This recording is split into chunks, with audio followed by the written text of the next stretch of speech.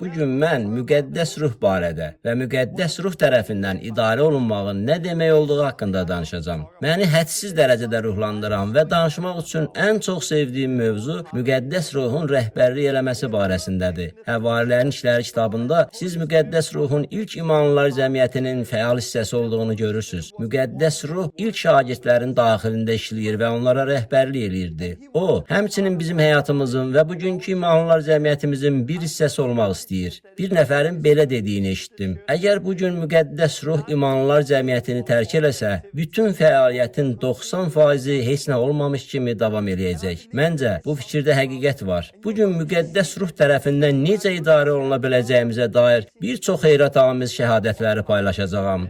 Allah öz ruhu vasitəsilə hərəkət eləyir. Həmçinin sizə praktiki vasitələr vermək istəyirəm. Nəticədə həyatınızın Həvarilərin İşləri kitabında yazıldığı kimi müqəddəs ruh tərəfindən idarə olunmasına nail ola bilərsiniz.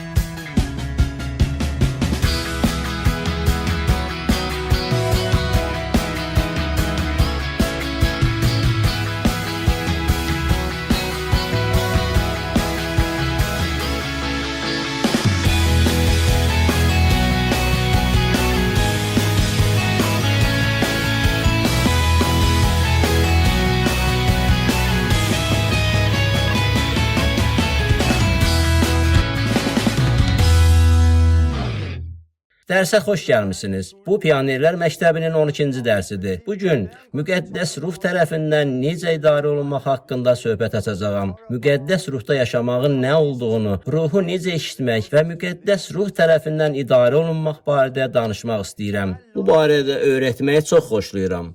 Çünki bir neçə il əvvəl mən və ailəm müqəddəs ruhun rəhbərliyi altında olduqda Allahın bizim üçün nələri hazırladığının dadını gördük. Bunu daddıqdan sonra isə sadəcə bir-birimizə baxıb dedik, istədiyimiz budur. Biz bu cür həyat yaşamaq istəyirik. Çünki müqəddəs ruhun rəhbərliyi altında olmaq sizə lazım olan yeganə şeydir. Bu sadəcə bazar günləri kilsəyə getməkdən daha böyük şeydir. Bir çox insanlar hesab edirlər ki, müqəddəs kitab cismani təbiətə görə yaşamağı və ruhda yaşamağı öyrədir. Cismani təbiətə görə yaşamaq günah içində yaşamaq deməkdir. Biz bununla razılaşırıq. Ruhda yaşamaq isə günahda yaşamağın əksi hesab edirik. Yəni, sadəcə günah eləmə. Beləliklə, indi mən yaxşı insanam. Yəni, günah eləmirəm, günah içində yaşamıram və bazar günləri kilsəyə gedirəm. Mən gündəlik həyatımı yaşayıram. Çox şey etməməyə çalışıram və bazar günü kilsəyə gəlirəm. Ancaq müqəddəs ruhun rəhbərliyi altında olmaq, bir yerdə dayanmaq, günah eləməmək və bazar günləri kilsəyə gəlməkdən daha böyük şeydir. Müqəddəs ruhun rəhbərliyi altında yaşamaq fövqəltəbii bir həyat yaşamaq deməkdir. Bu ruhda yaşamaqdır. Yəni, bu bir yerdən başqa yerə hərəkət etmək, irəliləməkdir. Sadəcə bir yerdə dayanıb günah eləməmək deyil. Bu gündəlik həyatımızda müqəddəs ruhun bizə rəhbərlik elədiyi heyrətamiz bir həyat yaşamaqdır. Siz də bunun dadını görəcəksiniz. Çünki bu dərsdə mən sizinlə çoxlu heyrətamiz şəhadətləri paylaşacağam. Nəhayət dərsin sonunda mən sizə bəzi praktiki vasitələr verəcəyəm ki, bunlar sizə müqəddəs ruhu qəbul eləyib, ruhun rəhbərliyi ilə bu həyat yaşamağa kömək eləyəcək. Dərsə başlamazdan öncə mən dua eləmək istəyirəm. Sonra əvvəlki dərsdən bir neçə suala cavab verəcəm. Sonra biz müqəddəs ruhun rəhbərliyi altında yaşamağın nə demək olduğu barədə danışacağıq. Ey Allah, bu təlimə görə sənə təşəkkür eləyirəm. Dua eləyirəm ki, bu sözü paylaşmaq üçün mənə kömək eləyəsən. Dua eləyirəm ki, bu dərs onu izləyən hər kəs üçün bir vəhy olsun və onların gözlərini açsın. Həmçinin Həvarilərin İşləri kitabında oxuduğumuz həyatı yaşamalarına kömək eləsin. Onlar gündəlik həyatlarında müqəddəs ruh tərəfindən idarə olunsunlar. Hər birimiz üçün sən məhz bunu hazırlamısan və buna görə sənə minnətdaram. Mənə bu həqiqəti çatdırmağa kömək elə. Müqəddəs ruhunla gəl və gözlərimizi aç. İsa'nın adı ilə amin. Yaxşı, biz tövbə, suda vəftiz və müqəddəs ruhda vəftiz haqqında danışdıq. Bunlar xilasın hissələridir. Bunların hər biri xilasın bir hissəsidir. Peter ayağa qalxıb dedi, tövbə eləyin, vəftiz olun, onda günahlarınız bağışlanacaq və müqəddəs ruhu alacaqsınız. Sonra Peter dedi, bu vəd siz, övladlarınız, uzaqdakıların hamısı, Allahımız Rəbbin çağırdığı hər kəs üçündür. Hansı vəd? Yeni əhdin vədi. Yoel peyğəmbər, Yezekiel peyğəmbər bu vəd barədə əvvəlcədən xəbər vermişdi. Yeremiya peyğəmbər bu vəd barədə əvvəlcədən xəbər vermişdi. Əhd Ədiqin bütün peyğəmbərləri bu vəd barədə əvvəlcədən xəbər verib demişdilər. Bir gün Allah öz xalqı ilə yeni əhd bağlayacaq. Həmin əhdə əsasən Allah hər birimizin daxilinə yeni bir ürək qoyacaq və bizə yeni ruh bəxş edəcək ki, bundan sonra biz onun qanunları ilə yaşayaq və onunla birlikdə yaşayaq. Peter dedi ki, həmin vəd 3 hissədən ibarətdir. Müqəddəs ruh isə onun lap sonuncu hissəsidir. Müqəddəs ruh əhdin yerinə yetirilməsidir. Yeni ruh. Bu təhcə xilas olub, tövbə eləyib və suda vəftiz olunduqdan sonra budur, siz xilas oldunuz demək deyil. Əgər siz müqəddəs ruhu əlavə bir şey kimi qəbul etmək istəyirsinizsə, qəbul edə bilərsiniz. Xeyr, bütün bunlar xilasın bir hissəsidir. Mən bu barədə əvvəlki dərslərdə öyrətmişdim. Mən müqəddəs ruhun vəftizinə həsr elədiyim təlim haqqında çoxlu rəylər almışam. Həqiqətən bunlar çox yaxşı rəylərdir. Bu məktublardan birini misal gətirirəm. Salam Torben, Pionerlər Məktəbinin əvvəlindən bu mövzunu gözləyirdim. Allahı 50-cilər kilsəsində tapdığım üçün müqəddəs ruhun vəftizini almaq istəyirdim. Lakin bugün müqəddəs ruhla vəftizə nadir hallarda rast gəlmək olur. Nə üçün belədir? Mən müqəddəs kitab məktəbində oxuyanda Allah gözlərimi açdı. Ancaq bu sual məni hələ də narahat edir. Nə üçün Həvarilərin İşləri kitabında müqəddəs ruhla vəftiz bu qədər asan idi? Bugün isə Həvarilərin İşləri kitabı ilə müqayisədə bu daha çətindir. Allaha 10 ildən artıqdır xidmət edən qardaşlar tanıyıram. Bütün bu illər ərzində onlar müqəddəs ruhla vəftizi arzulayırlar. Lakin hələ də müqəddəs ruh almayıblar. Onlar imanlılar cəmiyyətinin üzvləridirlər və suda vəftiz olunublar. Şəxsən mənim həyatımda da Allahın bu qüdrəti fəal deyil. Allah sizə xeyir dua versin. Bu həqiqətən çox yaxşı məktub və yaxşı sualdır. Bu niyə baş verir? Nə üçün Həvarilərin İşləri kitabında bu çox sadə idi, lakin bugün bu qədər çətindir? Məktəbimizdəki bütün dərslər boyu bu suala cavab verməyə çalışmışam. Cavab isə dini eynəkdir. Bugün bizdə Allahın kəlamına deyil, ənənələrə əsaslanan çoxlu müxtəlif təlimlər var. Çoxlu yanlış təlimlərimiz var. Həmçinin bizdə çoxlu qorxular var. Eyni zamanda biz öz təlimlərimizi kəlamda yazılanlara deyil, öz təcrübəmizə əsaslandırırıq. Pionerlər Məktəbinin dərslərində bunu dəfələrlə qeyd eləmişəm. Biz şəfa və digər məsələlərdə Həvarilərin İşləri kitabında oxuduğumuz sadə həyata qayıtmalıyıq. Bizdə çoxlu ilahiyyat və bilik olsa da, bol həyat yoxdur. Niyə? Çünki bilik hər şeyi mürəkkəbləşdirir. Bunun bir nümunəsini burada görürük.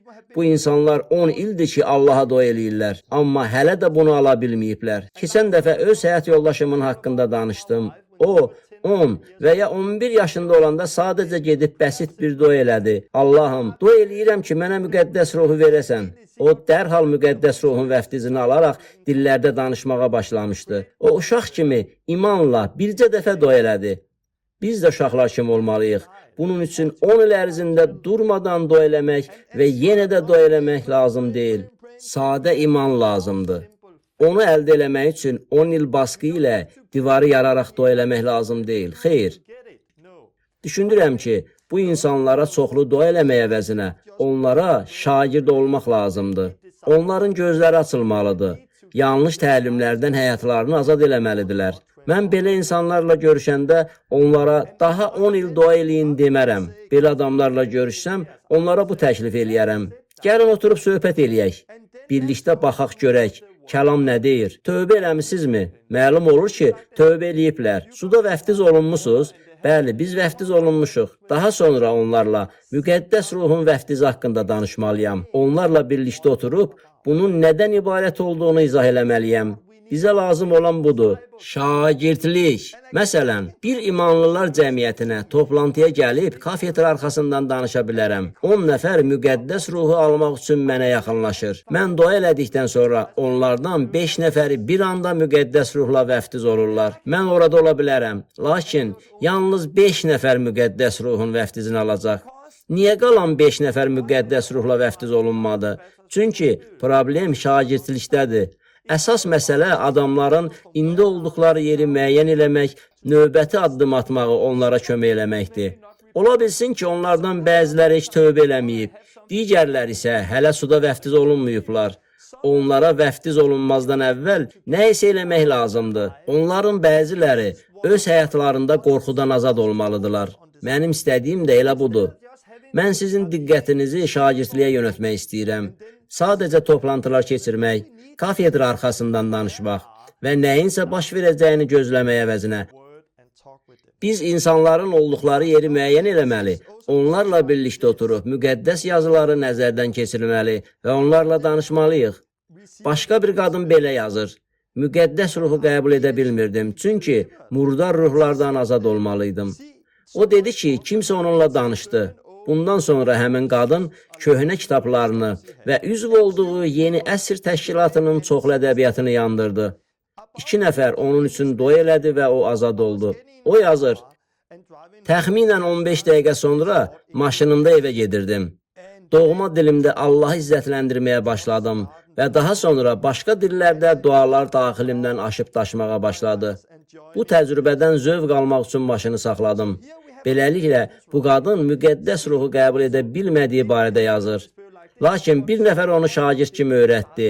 Bir nəfər onun yanında oturdu, onunla danışdı. Bunun nəticəsində isə qadın anladı. Artıq qadının kitabları yox idi. Amma onun imtina eləməli olduğu digər daha bir şey var idi. Qadın yalnız ondan əl çəkdiyi anda cindən azad oldu. Cin çıxan kimi müqəddəs ruh gəldi, qadının üzərinə töküldü. Mənim həyat yoldaşımla da belə olmuşdu. Onu azad eləmək lazım deyildi. O, gənc bir qız idi və sadə sözlərlə bir dua eləmişdi. Bu qadın isə tövbə eləməli idi. Beləliklə, o tövbə elədi. Qadın maşında oturub sadəcə duada Allahı izzətləndirirdi və müqəddəs ruh dərhal gəldi. Demək istəyirəm ki, siz müqəddəs ruhu hələ qəbul eləməmisinizsə, onda nə eləmək lazımdır? Əlbəttə, Allaha imanla dua eləmək. Ancaq həmçinin sizin şagirdliyə ehtiyacınız var. Kimsə sizi öyrətməlidir. Siz qayıdıb 1-ci, 2-ci və 3-cü addımlardan keçməlisiniz. Başqa bir nəfər yazır. Mən cümə günündən bəri müqəddəs ruhda vəftiz olunmağım üçün dua eləyirəm. Lakin hələ də bunu yaşamamışam. Təəssüf ki, şəhərimizdə bu barədə öyrədən bir nəfər də yoxdur. Ümid eləyirəm ki, siz mənə kömək eləyə bilərsiniz. Demək istədiyim odur ki, bəzən müqəddəs ruhu almaq üçün qeyri-adi bir şey eləməliyik. Həvarilərin işləri 8-ci fəsildə yazılanları nəzərdə tuturam. Samariyada olan insanlar müqəddəs ruhu hələ qəbul eləməmişdilər. Yerusəlimdə olan həvarilər bunu eşidib ora getdilər ki, müqəddəs ruhu qəbul eləmələri üçün onların üzərinə əl qoysunlar. Bugün bizə nə lazımdır? Maşına minib əvvəllər birlikdə olmadığınız bir kimsənin yanına getmək. Başqa imanlılar cəmiyyətinə gedin və başqa insanları tapın. Müqəddəs ruhda vəftiz olunmuş və bu barədə bilən insanları tapın. Onlardan sizin üçün dua eləməyi xahiş eləyin. Çünki bu vəd siz, övladlarınız, uzaqdakıların hamısı, Allahımız Rəbbin çağırdığı hər kəs üçündür. Yaxşı. İndi mən müqəddəs ruhun rəhbərliyi haqqında danışacağam. Müqəddəs ruhun rəhbərliyi mövzusunu çox xoşlayıram. Müqəddəs ruh tərəfindən yönəldilmək barədə çoxlu şəhadətləri sizinlə bölüşə bilərəm. Demək istəyirəm ki, növbəti dəfə miladdan bir ay sonra burada Pionerlər məktəbində dərs deyəcəyəm. Çünki növbəti dərsimiz bir aydan sonra olacaq.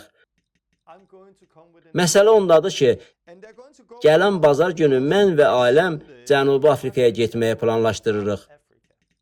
Bir çox başqa şeylərdə olduğu kimi, burada da müqəddəs ruhun rəhbərliyi var. Düşünürəm ki, etdiyimiz hər şey müqəddəs ruhun rəhbərliyi altındadır. Bu bizim həyatımızdır. Sanki bir maşın alırıq, bir yerdən başqa yerə gedirik. Allahın istiqaməti ilə hərəkət edirik. Allah bizi öz müqəddəs ruhu ilə istiqamətləndirir. Cənubi Afrikaya getmək necə ağlımıza gəldi? Cənubi Afrikaya getməyimizin səbəbi odur ki, bir neçə ay əvvəl Polşada missiya səfərindəydik. Mən Polşaya gedən yolda maşın sürürdüm. Yanımda oturmuş həyat yoldaşım mənə baxıb dedi: Torben, səndən xəbərsiz Allahdan bir şey istəmişəm. Mən ona baxıb dedim: Mənə demədən Allahdan nə istəmişsən? Mənə maraqlı gəldi. Bu nədir ki? O dedi: Milad bayramında başqa bir yerə getməyə arzulayıram. Bu il evdə olmaq istəmirəm. Bu barədə Allaha dua eləmişəm. Milad stresi, hədiyyələr və bütün milad vurnuxmaları. Mən gedib aləmlə dincəlmək və eyni zamanda Allaha xidmət eləmək, mənalı, məqsədli bir iş görmək istəyirəm. Mən ona baxıb dedim: Hə, mən də bunu istəyirəm və buna hazıram. Bu böyük bir sürpriz oldu. Çünki ilk dəfə idi ki, miladda haraysa getmək barədə bir söz deyirdi. Mən buna hazır idim. Bununla belə dedim: Dayan. Bizi milad bayramına kim dəvət eləmək istəyər? Çünki tanıdığım hər bir imanlılar cəmiyyəti milad bayramı ərəfəsində bağlı olur.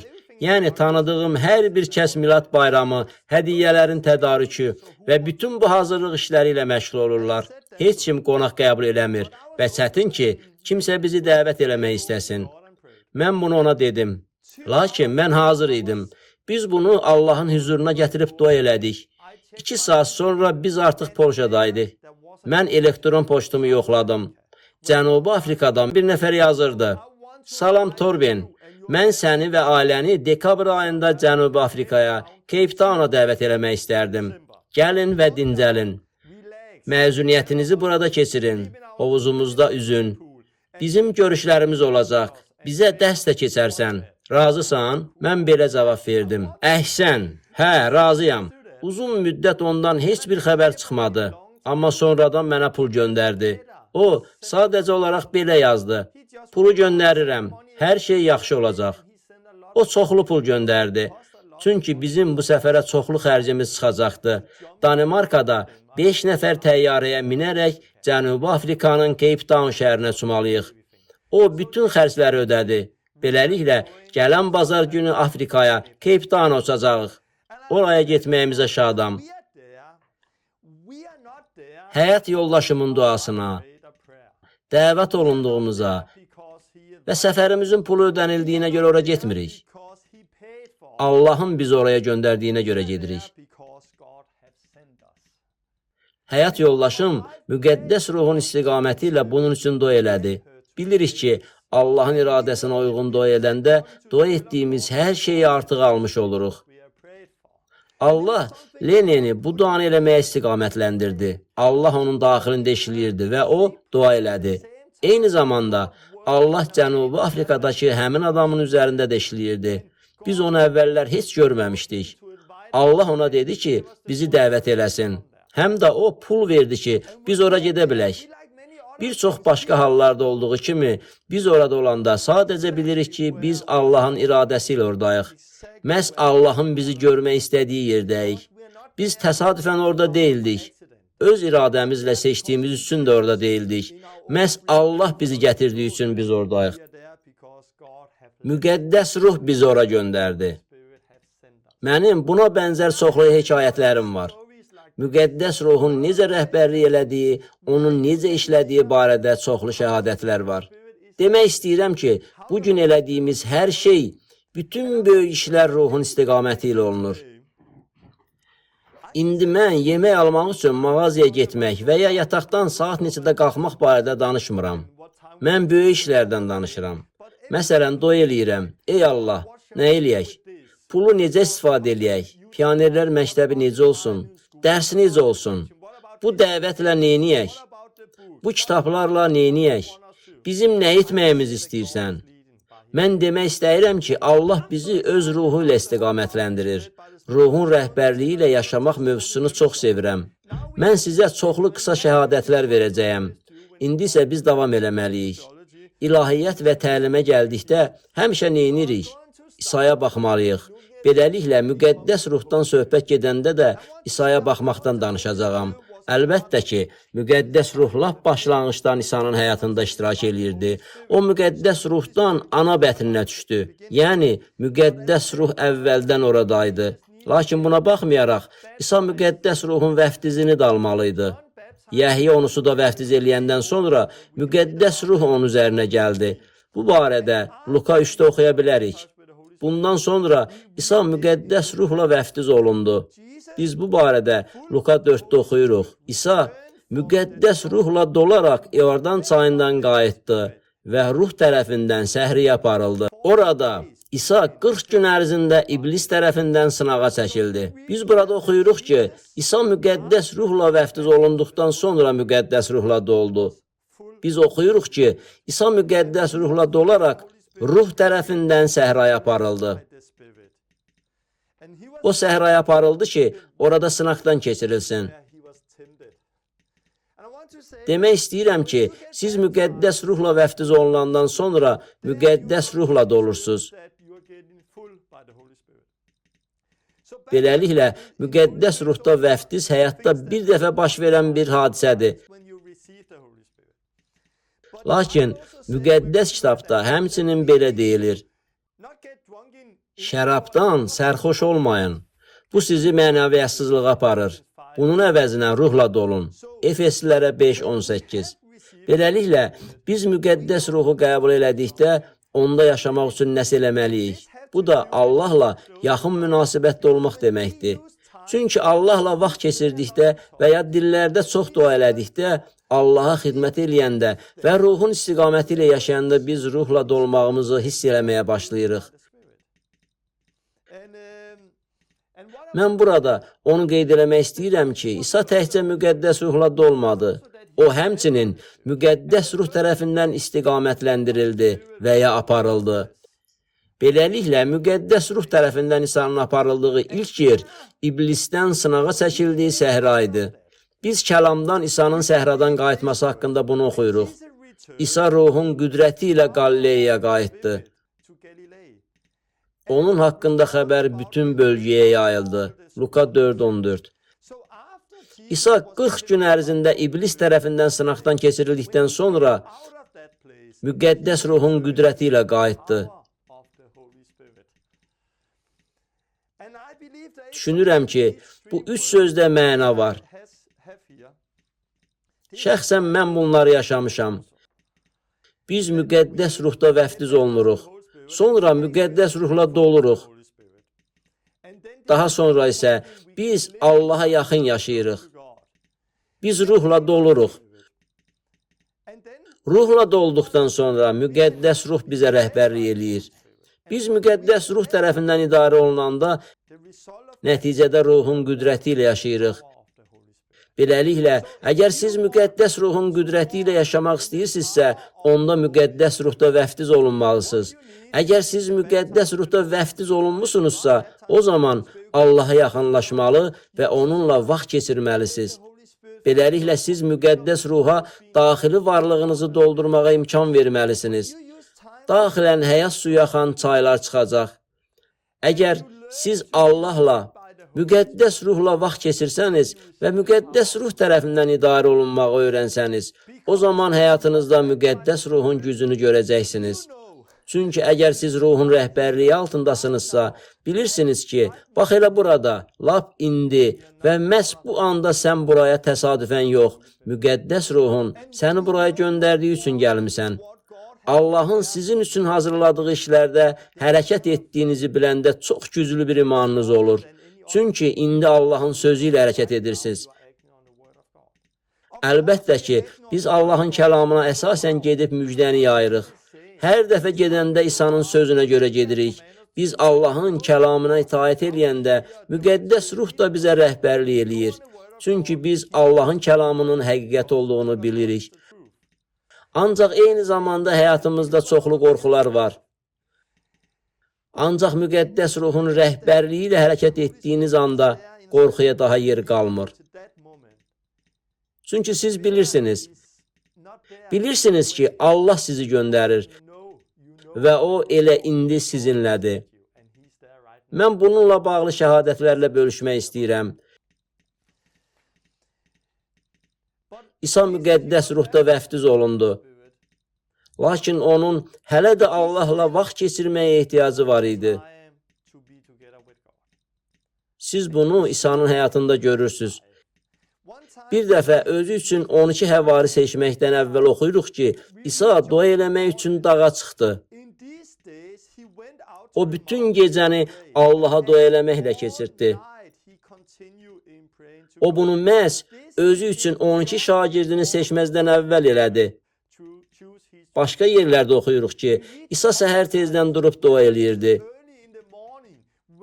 İsa gün batandan sonra yatmağa gedirdi.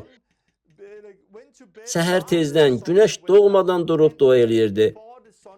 Beləliklə, İsa həmin gecə səhərə qədər dua elədi. İsa'nın həmin gecə yatıb yatmadığını bilmirəm. Yəni, o gecə İsa heç yatmadı. Allahın oğlu İsa'ya dua eləmək və oruç tutmaq üçün vaxt lazım idisə, eyni şey bizə də lazımdır. Allahın oğlu İsa'ya dua eləmək və oruç tutmaq üçün vaxt lazım idisə, eyni şey bizə də lazımdır. Biz təkcə müqəddəs ruh ilə vəftizi deyil, həmçinin müqəddəs ruhun rəhbərliyi altında yaşamaq və müqəddəs ruhun gücü ilə hərəkət eləmək istəyiriksə, onda İsa kimi mütləq dua və oruc üçün vaxt ayırmalıyıq. Dua və oruc üçün vaxt ayırmalıyıq. Müqəddəs kitabda və kilsənin tarixində digər insanlar da belə eləyirdilər. Bu sirdir. Mən gələn həftə oruc haqqında danışacağam. Çünki oruc mənim üçün çox əhəmiyyətlidir. Kimsə mənə belə sual versə, Torben, bunun sirri nədədir? Cavabım belə olar. Bu, heç də sir deyil. Əsas İsa Məsihdir. Amma eyni zamanda deyə bilərəm ki, oruç tutmaq mənim üçün xüsusi bir şeydir.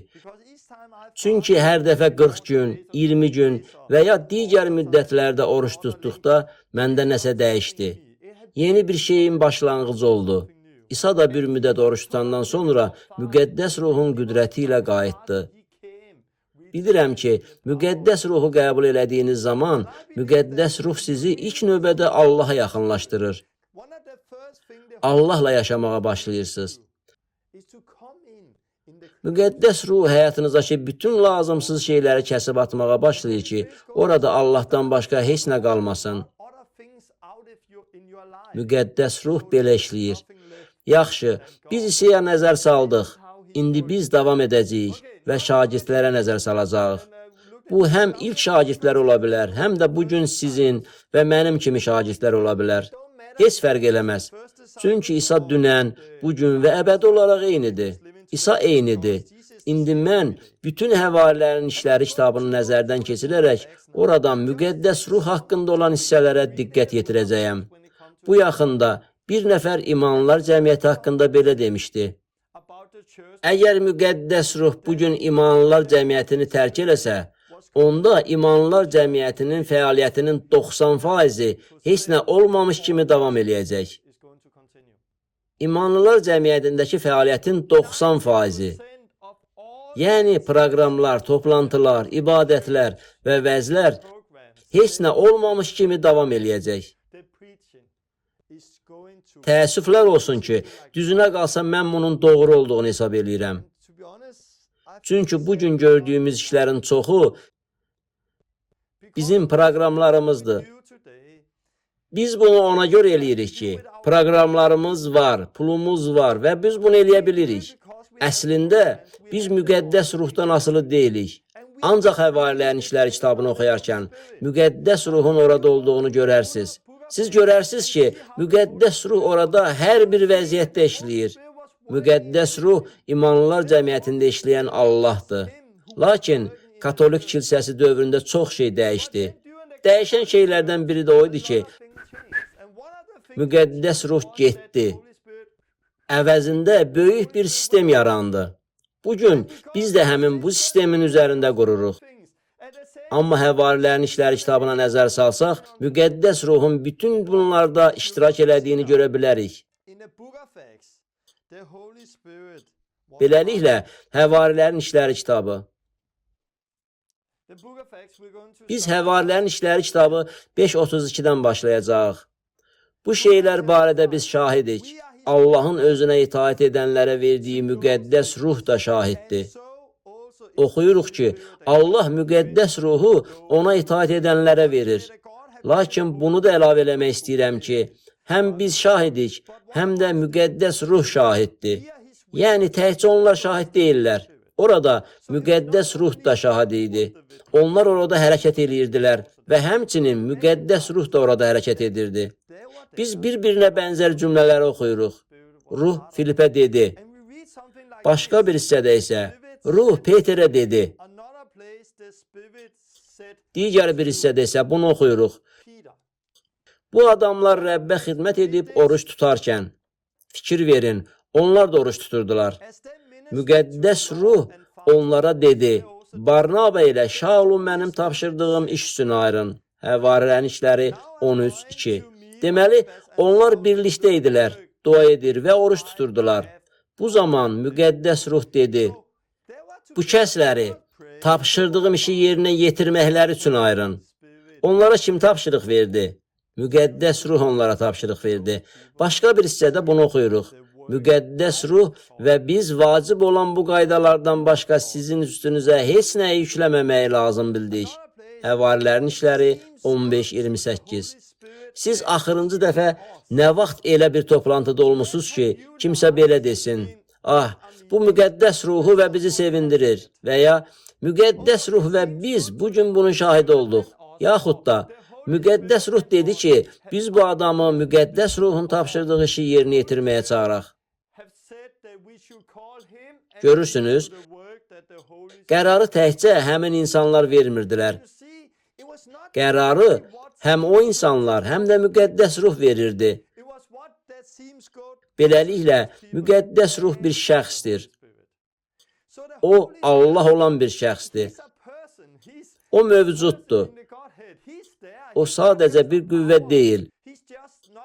Müqəddəs ruh cansız deyil. Müqəddəs ruh cansız deyil. Şəxsdir. İlk imanlılar cəmiyyətində onlar təkrar edirdilər. Müqəddəs ruh və biz bunu lazım bildik. Başqa yerdə həmçinin yazılıb. Müqəddəs ruh onlara imkan vermədi ki, Asiya vilayətində kəlamı yaysınlar. Həvarilərin İşləri 16:6. Paul isə belə deyir, ruhun təkidi ilə Yerusəlimə gedirəm. Həvarilərin İşləri 20:22. Beləliklə, bir yerdə oxuyuruq ki, onlara müqəddəs ruh rəhbərlik edirdi. Başqa bir yerdə isə oxuyuruq ki, müqəddəs ruh onlara Asiya vilayətində kəlamı yaymağa imkan vermədi. Növbəti ayədə isə müqəddəs ruh və biz bunu lazım bildik deyə oxuyuruq. Başqa yerdə müqəddəs ruh və onlar şahidlik edirlər və s. Bunlar fərqli ayələrdə yazılıb. Siz Həvarilərin İşləri kitabını əvvəldən sonuna qədər tamamilə oxuduqda görəcəksiniz ki, müqəddəs ruh imanlılar cəmiyyətində fəal iştirak edirdi. Bu, heç də sadəcə bir proqram deyildi. İsa Məsih yer üzündəki imanlılar cəmiyyətinin rəhbəri idi. O, müqəddəs ruhla hərəkət eləyirdi. İsa göylərdə Allahın sağında oturur və müqəddəs ruh isə burada, yer üzündə fəaliyyət göstərir. O təkcə güc, yəni küçədə xəstələrə şəfa verən bir qüdrət deyil. Xeyr, onları istiqamətləndirən, hər şeyi təşkil edən, hara getməli olduğunu deyən və adamları iş üçün təyin edən məhz müqəddəs ruh idi. Məhz müqəddəs ruh hara getməməyi, harda dayanmağı, hansı səmtə getməyi, bu və ya digər birini seçməyi və nə iş görməyi onlara anladırdı. İmanlılar cəmiyyətinin rəhbərləri sadəcə oturub bir-birinə demirdilər. Biz neyniyək? Düşünürəm ki, belə eləyək. Məncə, bu yaxşı fikirdir. Bəs Allah nə deyir? Hesab eləyirəm ki, biz də bugün müqəddəs ruhla eyni təcrübələri yaşaya bilərik. Bizi məhz o istiqamətləndirir. Həvarilərin İşləri kitabında olan daha bir hissə barədə danışmaq istəyirəm. 6-cı fəsildə olan maddi işlərlə və başqa işlərlə məşğul olmaq üçün bir neçə nəfər seçmək istəyirdilər. Bu halda həvarilər dua və kəlamı vəz eləmək xidmətinə özlərini həsr eləyə bilərdilər. Onların bu sözlərini oxuyuruq. Aranızda etibar qazanmış, ruh və hikmətlə dolu olan 7 kişi seçin ki, onları bu işə təyin eləyək. Stefanı, Filipi, Proxoru, Nikanoru, Timonu, Parmenanı və Yahudi dinini qəbul eləyən Antakyalı Nikolanı seçdilər. Stefan, iman və müqəddəs ruhla dolu bir kişi idi. Biz oxuyuruq ki, həvarilər də dua eləyib onların üzərinə əl qoydular. Onların burada eləməli olduqları şey, müqəddəs ruhla dolu olan 7 nəfəri tapmaq idi. Yəni, Allah bugün kimləri istifadə eləmək istəyir? Müqəddəs ruhla dolmuş insanları. Çünki biz öz gücümüzlə Allahın işlərini eləyə bilmərik. Xeyr, biz Allahın işlərini yalnız müqəddəs ruhla dolduqda edə bilərik. Mən bir çox kitablar yazmışam. Mən yaxşı yazıcı olduğum üçün kitab yazmıram. Məktəbi bitirəndə mən nə oxuya, nə də yaza bilirdim. Həyatım boyu bir kitab yazacağımı ağlıma belə gətirə bilməzdim. Çünki mən məsihçi olmazdan əvvəl yalnız balaca bir kitab oxumuşdum. Oxuya bilmirdim. Amma bu şeyləri eləmək üçün Allah məni seçdi. Niyə? Çünki Allahla çox vaxt keçirmək üçün mən vaxt ayırdım və müqəddəs ruhla doldum. Bugün yaxşı bilirəm ki, bütün bunları yalnız Allahın mənə rəhbərlik elədiyi üçün eləyirəm. Yəni, mən bunu tək başına öz gücümlə edə bilmirəm. Heç birimiz öz gücümüzlə Allaha xidmət eləyə bilmərik. Beləliklə, onlar müqəddəs ruhla dolu olan bir neçə adam seçməli idilər. Demək istədiyim odur ki, onlara təkcə müqəddəs ruhla vəftiz olmuş adamlar lazım deyildi. Onlara müqəddəs ruhla dolu həyatlarını yaşayan insanlar lazım idi. Onlar daima müqəddəs ruhla dolurdular. Siz bunu Həvarilərin İşləri kitabında oxuya bilərsiniz. Onlar dua eləyəndə müqəddəs ruh üzərlərinə indi və onları yenidən doldururdu. Onlar Allahla olmaq üçün vaxt ayırdılar və buna görə də onlar müqəddəs ruhla doldular. Həmçinin onlar müqəddəs ruhla dolu olan insanları seçirdilər. Həmin adamları seçəndən sonra dua eləyib onların üzərinə əl qoydular. Fikir verin ki, Həvarilər müqəddəs ruhu qəbul eləmələri üçün onların üzərinə əllərini qoymadılar. Həmin adamlar artıq müqəddəs ruhu almışdılar.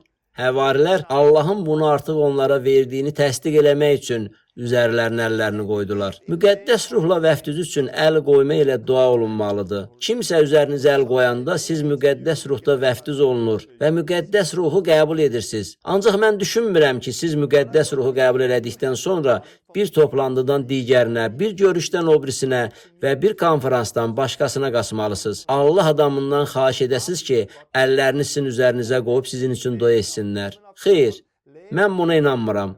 Çünki mən kəlamda bunu görmürəm. Mən inanıram ki, siz müqəddəs ruhu qəbul elədikdən sonra ruhda yaşamalısınız. Müqəddəs ruh sizi səhraya aparmalıdır. Müqəddəs ruh sizi təklikdə Allah ilə vaxt keçirməyə istiqamətləndirir. Sonra müqəddəs ruhda yaşamalısınız. Müqəddəs ruhla dolanda Allah sizi seçəcək və sizdən istifadə eləyəcək. Allah müqəddəs ruhla dolu olan insanlardan istifadə eləyir. Müqəddəs ruhla dolmaq üçün bir toplantıdan digərinə getmək lazım deyil. Xeyr, bunun üçün qiymət ödəməlisiniz. Bunun üçün Allahı axtarmaq üçün vaxt ayırmalısınız. İndi mən bəzi şəhadətlərlə paylaşmaq istəyirəm. Mənim paylaşacağım şəhadətlər müqəddəs ruhun rəhbərlik eləməsinə aiddir. Bu sadəcə olaraq, mən bunu istəyirəm dedikdən sonra 2 saniyədən sonra tez baş vermir. Həmçinin konferansa getməklə, kimsə mənim üçün dua edəndən sonra mən xüsusi məhsi almıram. Xeyr, hamı necə qəbul eləyibsə, mən də müqəddəs ruhu elə qəbul eləmişəm. Müqəddəs ruhu almaq üçün Allahı axtarmaq, müqəddəs ruhu dinləmək məqsədi ilə vaxt ayırmaq lazımdır. Kiçik şeylərdə müqəddəs ruhun idarəçiliyi ilə hərəkət etməlisiniz ki, bundan sonra Allah sizə bundan daha çox və daha böyük şeylərə etibar eləsin. Beləliklə, müqəddəs ruh onlara rəhbərlik eləyirdi. Müqəddəs ruh iş başında idi. İndi isə mənim həyatıma qaydaq. Bir neçə il əvvəl düşərgədə olarkən dua eləyirdim. Dua sadəcə Allahı çağırmaqdan daha böyük bir şeydir. Dua həyatdır. Dua ünsiyyətdir. Allahla olan ünsiyyətdir. Bir çox insanlar üçün dua eləmək, indi deyəcəyim nümunədəkinə bənzəyir. Mənim arvadım var. Təsəvvür eləyin ki, həyat yoldaşımı balaca bir otağa qoyuram. Hər gün 20 dəqiqə bu otağı açıb içəri girirəm və qapını bağlayıb arvadımla içəridə otururam. 20 dəqiqə ərzində mən baş verənlər barədə ona söyləyirəm. Sonra çox sağ ol deyib otaqdan çıxıram. Qapını yenidən bağlayıram. Ertəsi gün qapını açıb arvadımın yanına gəlirəm. Yenə qapını bağlayıb 20 dəqiqə ərzində ona baş verənləri söyləyirəm və yenidən otaqdan çıxıram. Bir gün o qapını döyür və mən də qapını açıram. Arvadım mənə nəsə demək istəyir. Yox, indi yox, sabah. Mən qapını bağlayıram. Ertəsi gün mən oturub 20 dəqiqə ərzində baş verənləri söyləyirəm. Çox sağ ol deyib gedirəm. Arvadım isə belə deyir. Mən sənə bir söz demək istəyirəm. Yox, indi yox. Bu necə nikah münasibətidir? Bu evlilik deyil. Xeyr. Həyat yoldaşımı otağa salıb, hər gün mənə uyğun vaxta gəlib 20 dəqiqə ərzində baş verənləri söyləmək normal münasibət deyil. Xeyr, həyat yoldaşım da mənimlə danışmaq istəyir. Danışmağa haqqı olan təkcə mən deyiləm. Onun da ürəyində mənimlə bölüşmək istədiyi sözləri var. O mənimlə danışmaq istəyəndə mən onu dinləməyə hazır olmalıyam. Eyni zamanda elə vaxtlar olur ki, həyat yoldaşıma eləndi və məhz burada nəyisə deməliyəm. O zaman həyat yoldaşım məni dinləməyə hazır olur. Allahla da belə olur. Bir çox insanlar Allahı bir otağa yerləşdirir. Hər gün 5-10 dəqiqə ayırıb ona öz sözlərini deyirlər. Lakin heç vaxt Allaha cavabında bir söz söyləməyə imkan vermirlər. Dua bir tərəfli deyil, iki tərəfli olmalıdır. Allahla danışan təkcə biz deyilik. Allah da bizimlə danışmalıdır. Dua sadəcə bir otağa girib qapını arxadan bağlamaq deyil. Bu duanın yalnız bir hissəsidir. Dua həyatın özüdür. Bu gündəlik yaşanan bir təcrübədir. Mən özümün necə dua elədiyimi göstərmək istəyirəm. Bir neçə il əvvəl düşərgədə olarkən belə bir dua elədim. Ey Allahım, dünən doğrudan da çox gözəl idi. Mənə çox xoş idi. Bəs toplantı haqqında sən nə deyirsən? Yaxşı. Mən bugün məktub almışam. Heç bilmirəm cavabında nə yazım. Heç bilmirəm. Sən nə deyirsən? Səncə mən nə eləməliyəm? Daha bir məsələ var. Bəs bu barədə nə eləyim? Bunun nə olduğunu mən tam başa düşə bilmirəm. Səndən istəyirəm Allahım. Mənə kömək elə. Bəzi şeyləri başa düşməyə mənə kömək elə. Mən belə dua eləyirəm. Mən Allahla danışıram. Onun iştirakı ilə həyatımı yaşayıram. Aldığım məktubları və qarşıdan gələn səfərlərimi Allahla müzakirə eləyirəm. Onunla öz çətinliklərim barədə danışıram. Onunla müqəddəs kitabdan danışıram. Başa düşə bilmədiyim yerlər barədə soruşuram. Ey Allah, əgər bu belədirsə, bəs onda bu necə? Mən belə dua eləyirəm. Allah mənim dualarım vasitəsilə hərəkət eləyir. Allah həyat yoldaşım Leninin də duaları vasitəsilə hərəkət eləyir. Allah müqəddəs ruhla həyat yoldaşıma müəyyən bir şey barədə dua eləməyə istiqamətləndirdi. Allah Milad bayramı ərəfəsində bizim üçün Cənubi Afrikaya bir qapı açdı. Bir neçə il bundan əvvəl yolda gəzişib dua eləyirdim. Dua zamanı müqəddəs ruh mənimlə danışdı. Çox aydın şəkildə dedi. Torben, Darwinin təkamül nəzəriyyəsinə qarşı çıxa bilmək üçün televiziya yolun açılması üçün dua elə. Mən düşündüm, nə? Bu gözlənilmədən oldu. Müqəddəs ruh ürəyimə qoydu. Dedim, yaxşı və dua elədim. Ey Allah, televiziyaya yolu aç. Allahım, sənə dua eləyirəm. Bu qapını aç və mən Darwinin təkamül nəzəriyyəsinə qarşı çıxa bilim. Allahım, imkan yarat ki, bizim ölkədə Darwinin yalanları puç olsun. Bu mənim duam idi. Belə dua elədim. Ertəsi gün mən yenə gəzməyə çıxdım və eyni şəkildə dua eləməyə davam elədim.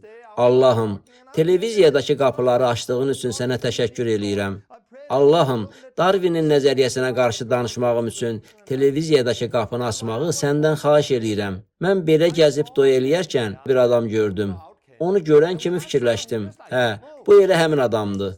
O, televiziya proqramlarında və reklamlarda gördüyüm məşhur komediya aktyoru idi. O, gülüş ustası idi. Siz yaxşı bilirsiniz ki, bir çox gülüş ustaları kimi onlar o qədər də çox müqəddəs sözlər demirlər. Elə o da eyni ilə belə idi. O, müqəddəs sözlər ifadə eləmirdi. O, xristiyanları məsxəriyə qoyurdu. Onlara hər zaman lənətlər söyləyirdi. Mən isə onunla elə orada rastlaşdım. Mən onu görəndə ürəyim bərk çırpınmağa başladı. Hiss elədim ki, bu Allahın işidir. Söhbət eləmək üçün onun yanına getdim. Mən ona çatmağa az qalanda mənə tərəf döndü. Onun üzünü görəndə anladım ki, bu o deyilmiş. Fikirləşdim ki, bu ki o deyil. Bu sadəcə ona oxşayan biridir. Elə orada Allah mənə dedi, bu oğlan üçün dua elə. Onun adı Simon Yul'dur. Mən isə soruşdum, nə? Simon Yul üçün dua elə.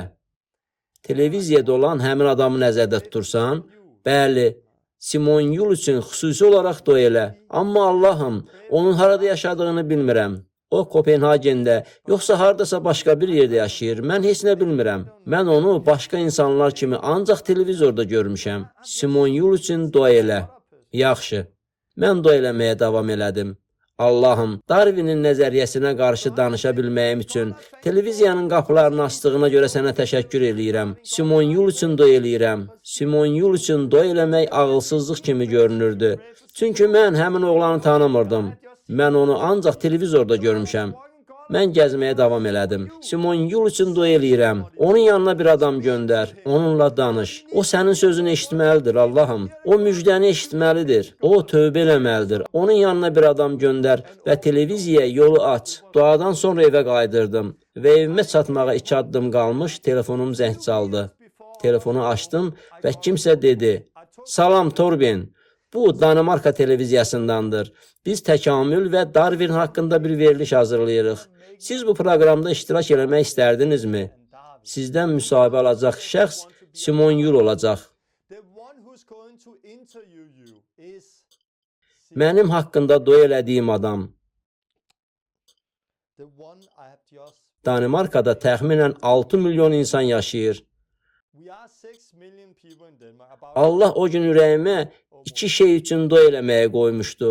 Mənim Darwinin nəzəriyyəsinə qarşı danışa bilməyim üçün televiziyaya qapıların açılması və yalnız televiziyada gördüyüm Simon Yul adlı bir oğlan üçün. Mən bu 2 şey üçün dua eləmişdim. Sonra telefon zəngi oldu. 2 həftə sonra isə mən Kopenhagendə Simon və onun komandasının yanında oturmuşdum.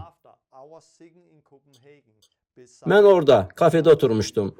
Biz birlikdə oturub söhbət edərkən mən ona dedim, Simon, mən sənə görə buradayam. Katibəm məni çağırdığı gün mən sənin üçün dua eləyirdim. Allah tövbə eləməyəni istəyir. O mənə baxdı. Elə qalanlar da mənə baxdı və hamısı şokda idi. O vaxt yemək yeyən təkcə mən idim. Mən isə bütün əhvalatı onlara danışdım. Sonra biz Kopenhagendə küçənin ortasına çıxıb Allah və təkamül nəzəriyyəsi haqqında danışmaq üçün insanları dayandırdıq. İnsanlarla söhbət edəndə qoltuq altı ilə yeriyən bir gənci gördüm. Müqəddəs ruh dedi. Mən onu görəndə bunun Allahdan olduğunu bildim. Çünki müqəddəs ruh məni istiqamətləndirdi. Bunun Allahdan olduğunu bilirdim. Mən dedim, Simon mənimlə gəl. Və mən qoltuq altı ilə gəzən bu oğlan üçün dua elədim. O tam şəfa aldı. O artıq qoltuq altı ağacsız da yeriyə bilirdi. Mən isə qoltuq ağacı ilə dayanmışdım.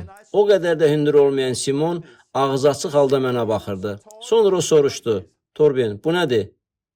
Mən isə ona baxaraq dedim, sən nəyi nəzərdə tutursan? O yenə də soruşdu, bax bunu, bu nədir axı? Mən isə belə cavab verdim. Müqəddəs kitabda bunlar yazılıb. Sonra biz Danimarkada olan böyük bir muzeyə getdik. Bu, Darwin və çatışmayan hissi haqqında danışan çoxlu müxtəlif əşyalar saxlanılan böyük bir muzey idi. Bu, çatışmayan hissə isə hələ də tapılmayıb. Həmin muzeydə mən kresloda oturmuşdum. Simon mənimlə üzbəyiz stulda oturmuşdu. Bəli, Simon Yul özü mənim qarşımda stulda oturmuşdu. Biz biraz yuxarıda, kiçik bir platformada oturmuşduq. Lakin daha hündürə qalxmamız lazım idi. Çünki arxamda bəzi çatışmayan halqalar var idi ki, onlar da mən videoya çəkilən zaman görünməli idilər. Simon mənimlə üzbəyiz oturmuşdu. Mən isə düz onun qarşısında əyləşmişdim. Saat yarım ərzində o mənə Allah haqqında suallar verirdi. O hər şey, həmçinin təkamül nəzəriyyəsi haqqında suallar verirdi. O soruşdu, siz həqiqətən Nuhun gəmisinə inanırsınız? Doğrudanmı Allahın göyləri və yeri 24 saatdan ibarət 6 gün ərzində yaratdığına inanırsınız? Bəs deyintə necə? Allah sənə öz arvadını öldür desə bunu edərsən? O, bir saat yarım ərzində Allah və təkamül haqqında çoxlu suallar verdi. Mənim burada bir şəklim var.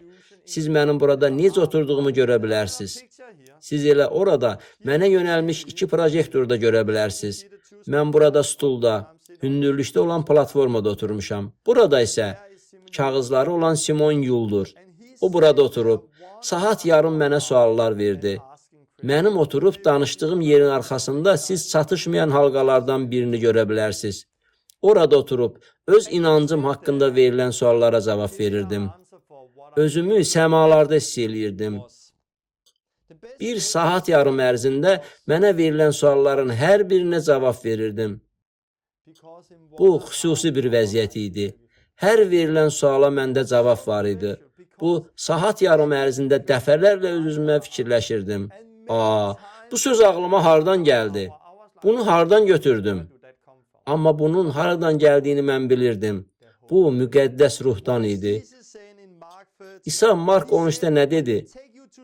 Sizi aparıb məhkəməyə çəkəndə nə deyəcəyiniz barədə qabaqcadan qayğı çəkməyin. Həmin vaxt sizə nə bildirilirsə, onu danışın. Çünki danışan siz yox, müqəddəs ruhdur. Mark 13-11. Həmin gün mənim yaşadıqlarım belə idi. Kimsə mənə bu verilişdən əvvəl belə demişdi. Torben, niyə bu proqrama gedirsən? Bunun komediya şousu olduğunu bilirsən, elə deyilmi? Onlar sadəcə səni ələ salmaq istəyirlər. Onlara dedim ki, mən ora sadəcə məni dəvət elədikləri üçün getmirəm. Allah məni göndərdiyi üçün gedirəm. Ətrafımdakı insanların mənim haqqımda nə dediyi önəmli deyil. Bilirdim ki, məni Allah göndərir və bunun üçün də ora getməliyəm. Həmin verilişə baxanda bu mənə olduqca maraqlı gəldi. Çünki hamı demək olar ki, bir şeyi, Darwin haqqında danışmağı unutmuşdular. Orada Darwin haqqında çox az danışıldı. Mənim şəhadətim isə proqramın çox hissəsini təşkil elədi. Orada Allahın məni necə istiqamətləndirdiyini və bir gəncin şəfa alıb qoltuq ağaclarından necə qurtulduğu barədə paylaşdım. Bunun 100 minlərlə insan gördü. Daha sonra mən bu proqramda məni görən insanlarla tanış oldum. Onlar dua və başqa məsələlər üçün yanıma gəlirdilər. Bu, müqəddəs ruhun bizə necə rəhbərlik edə biləcəyinin yalnız bir nümunəsidir. İsa dünən, bugün və əbədi olaraq eynidir. Müqəddəs ruh da dünən, bugün və əbədi olaraq eynidir. O bizimlə danışa bilər. Həvarilərin İşləri kitabında oxuduğumuz kimi, müqəddəs ruh bugün də bizə rəhbərlik edə bilər. Müqəddəs ruh tərəfindən idarə olunmaqdan daha gözəl bir şey yoxdur. Mən həmçinin gündəlik həyatdan danışıram. Bir neçə il əvvəl qızımın 10 yaşı var idi. O məktəbə velosipedlə getmək istəyirdi. Ona təxminən 1 kilometr yarım yol getmək lazım idi. Səhər mənimlə sağollaşdı və velosipedinə minərək getdi. Mən də dua eləmək üçün başqa səmtə getdim. Müqəddəs ruh mənə dedi: "Dayan, sən indi qızına lazımsan." Nə? Sən indi qızına lazımsan. Yox, qızım, mən elə indicə onunla sağollaşmışam. Sən indi qızına lazımsan. Hə, mən indi qızıma lazımam, öz-özümə dedim və yoluma davam elədim. Amma müqəddəs ruh yenə dedi: "Dayan, sən indi qızına lazımsan." Onda mən dönüb əks istiqamətdə qaçdım. Məktəb 1 kilometr yarım məsafədə idi. Amma 1 kilometrdən sonra qızımı gördüm. Orada kiçik bir körpü var idi və o körpünün üstündə dayanmışdı. Mən oraya getdim. O velosipedin yanında dayanıb ağlayırdı. "Salam Stefani," dedim. O mənə baxdı və ilk dediyi söz bu idi: "Ata, burada nə edirsən?" Mən isə cavab verdim: "Allah mənə dedi ki, mən indi sənə lazımam. Mən də gəldim." Bu ona çox təsir eləmişdi.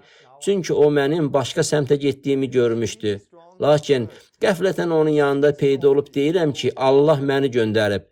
Müqəddəs ruh mənə dedi ki, sənin mənə ehtiyacın var və buna görə də indi yanındayam. Qızımın velosipedində problem var idi və mən qayıdaraq ona kömək eləyə bildim. Başqa bir şəhadət də var. Bir dəfə poçt qutusunu açmağa hazırlaşırdım. Müqəddəs ruh mənə dedi: "Burada sənin xoşuna gəlməyən bir şey var. Amma bu problem deyil.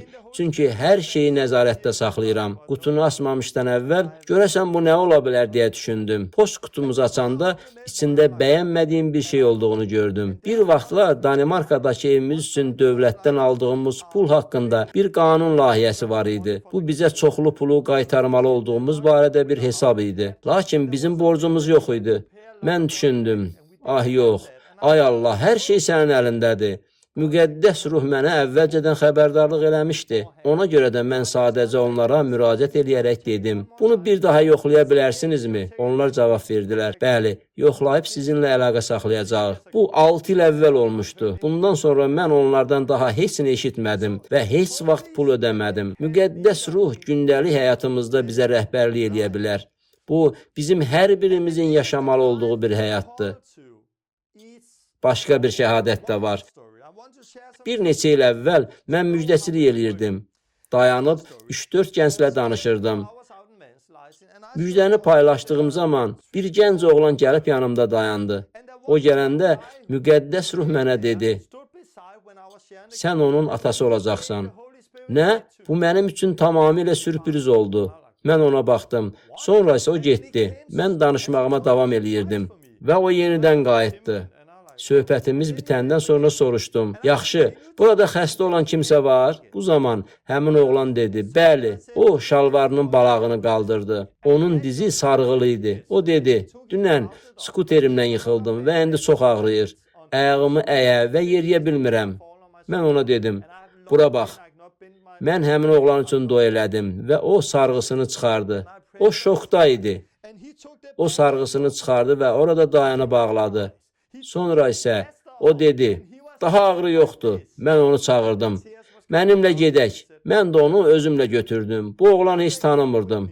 Ona ilk dediyim söz bu oldu. Mənə valideynlərindən danış. O çox təəccübləndi və dedi, atam ölüb, anam da çox xəstədir. O da ölür. Mən də dedim ki, mən səni indiyə qədər görməmişəm. Amma sən gələndə Allah mənə dedi ki, sənin atan olacam. Sənə kömək eləmək istəyirəm. O çox təəccüblənmişdi. Elə mən də təəccüb içində idim. Sonra onun telefon nömrəsini götürdüm və yazışırdıq. Amma o mənimlə yeni tanış olmuşdu. Özü də bu ona çox güclü təsir eləmişdi. Bu səbəbdən də yenidən mənimlə görüşməkdən biraz qorxdu. Amma 2 həftə sonra mənim yanıma jurnalist olmağa hazırlaşan adamlar gəldi. Onlar hələ tələbə idilər və məndən müsahibə götürmək üçün gəlmişdilər. Biz kafedə oturub söhbət eləyirdik. Onlar məndən müsahibə götürdülər. Sonra onlardan biri dedi, burada kameram var. Səninlə gedib küçədə nə elədiyini çəkmək istəyirik. İndi bunu edə bilərikmi? Mən istəmirdim. Düzünü desəm, bunu eləmək istəmirdim. Yorğun olduğum üçün evə gedib dincəlmək istəyirdim. Amma o belə deyəndə cavab verdim ki, yaxşı. Yaxşı, oldu, gedək. Gəlin şəhərə gedək. Biz maşına binib şəhərə yola düşdük. Şəhərə gedərkən maşında oturub dua eləyirdim. Birdən hiss elədim ki, müqəddəs ruh mənimlə danışır. Mən bunu hiss elədim və əllərimə baxdım. Öz-özümə dedim, Allahım, mən indi sənə dua eləyirəm. Əl, hə, əlində sarğı var. Allahım, kimisə göndər. Elə indi də kimisə küçəyə göndər. Əli sarğılı, şəfaya ehtiyacı olan bir nəfəri. Təşəkkür eləyirəm. Çünki bu, həmin insanlara şəhadət olacaq. Mən beləcə dua elədim. Biz küçəyə çıxdıq. Bizimlə danışmaq istəyən birini tapana qədər orada gəzişdik. Sonra 2 həftə əvvəl tanış olduğum gənc oğlanı, Allahın onun atası olacağımı söylədiyi oğlanı gördüm. Onu görəndə soruşdum. Salam, necəsən? O da cavab verdi. Salam, hər şey əladır. Qolundakı sarğını görüb ondan nə baş verdiyini soruşdum. O dedi, bilmirəm. Dünən qəfildən güclü ağrı hiss elədim. İndi də ağrıyır. Bilirsən, mənim yanımda gələcək jurnalistlər var. Onlar şəfaya inanmırlar. Sənin üçün dua edə bilərəmmi? Bəli, edə bilərsən. Onu elə küçənin ortasında kamera ilə çəkirdilər. O isə 2 həftə əvvəl mənimlə necə görüşdüyünü və dizinin necə şəfa aldığı haqda danışdı. Sonra mən yenə onun üçün dua elədim. Bu dəfə də yenə sarğı var idi, lakin dizində yox, qolundaydı. Sonra yenə onun gözləri yaşardı və dedi, ağrı keçdi. Bu, həqiqətən onlar üçün bir vəhy idi. Bu, ona da çox güclü təsir göstərmişdi. Bundan sonra o artıq mənimlə görüşməyə hazır idi. Biz yenidən söhbət elədik və görüşməyə davam eləmək qərarına gəldik. Sonra ertəsi gün bir məsihçi ilə tanış oldum. Mən ona Allahın elədiklərini və məni bu oğlanın yanına necə apardığını danışdım. O yanıma gəldi və dedi: Torben, müqəddəs ruh mənə deyir ki, sənə $200 verməliyəm. Bu sənin və oğlun üçündür. O mənə $200 verdi. Mən də ona təşəkkür elədim. Mən bu oğlana zəng edib ona dedim: Səni nahara dəvət eləmək istəyirəm. O cavab verdi: Tamam, gedək yemək yeyək.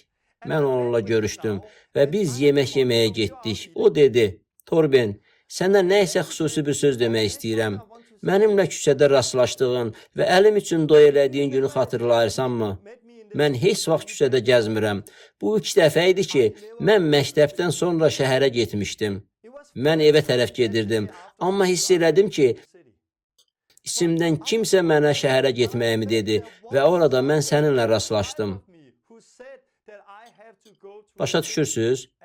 Elə bu zaman mən maşında dua eləyirdim. Allahım, mənə əli sarğılı birini göndər. Allahım, onun üçün dua eləyim. Allah bu gəncin əlində sarğı olduğunu bildiyi üçün ona şəhərə getməyi istiqamətləndirmişdi. Beləliklə, biz görüşdük və o şəfa aldı. 2 gündən sonra o mənə zəng elədi. Torben, mənim skuterim xarab olub. Mən yeni işə düzəldim, amma skuterim olmadığı üçün işə gedə bilmirəm. Mənim pulum olduğu üçün ödədim. Bu məhz məndə olan pulların tam dəyərində idi. Ona görə də onun skuterinin pulunu ödədim və o işə getdi. Allah belə hərəkət eləyir.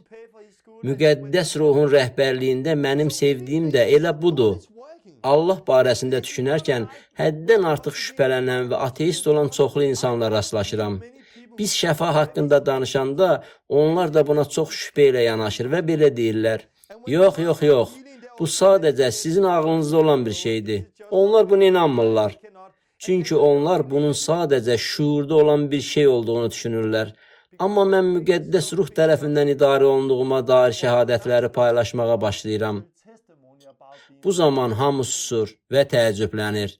Çünki bu sadəcə beynimdə təsəvvür edə biləcəyim bir şey deyil. Allah mənimlə danışır. Amma bütün bunlar baş verməzdən əvvəl Allah bu insanla da, bu adamla da və bununla da danışmalıydı.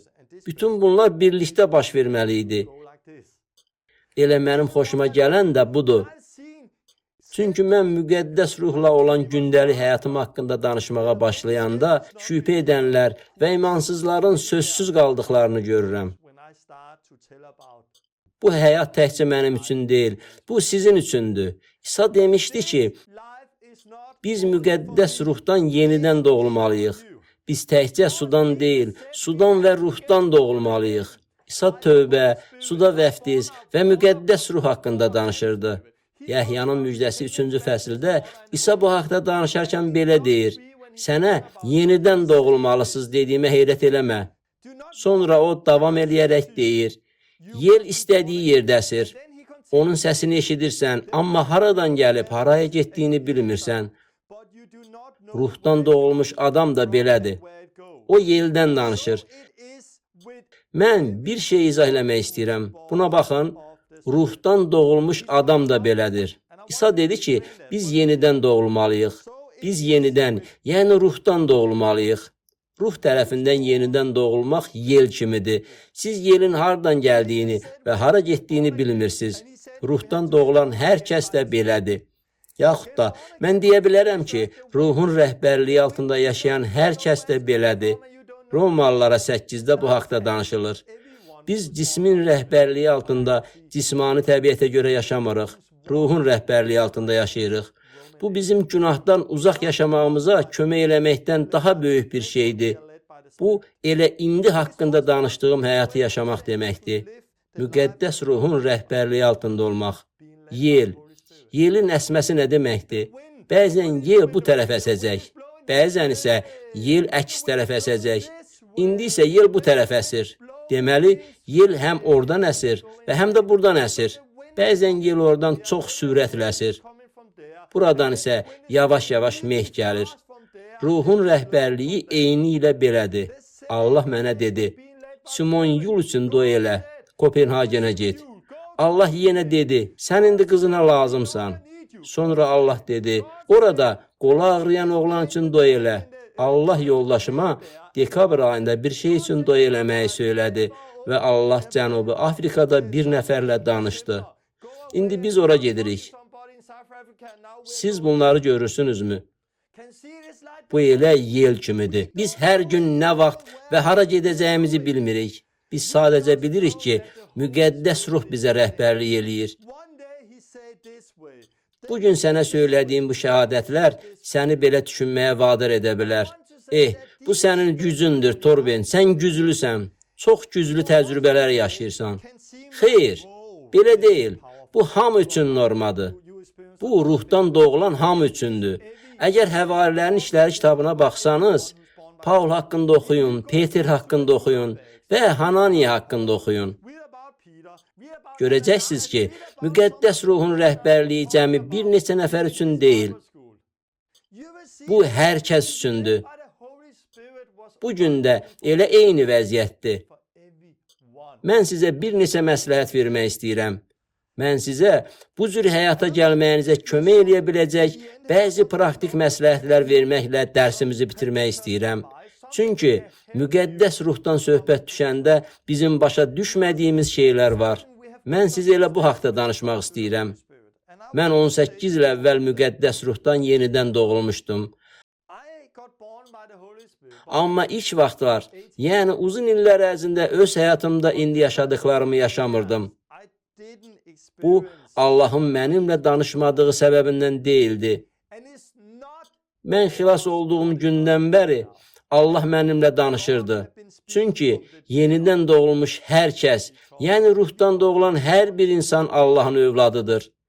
Bizim qulaqlarımız var. Lakin Allahın dediklərini eşitmək üçün biz qulaqlarımızdan istifadə etməliyik.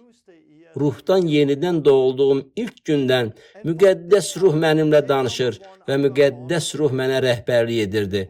Amma mən qulaq asmırdım və necə eşidəcəyimi də anlamırdım.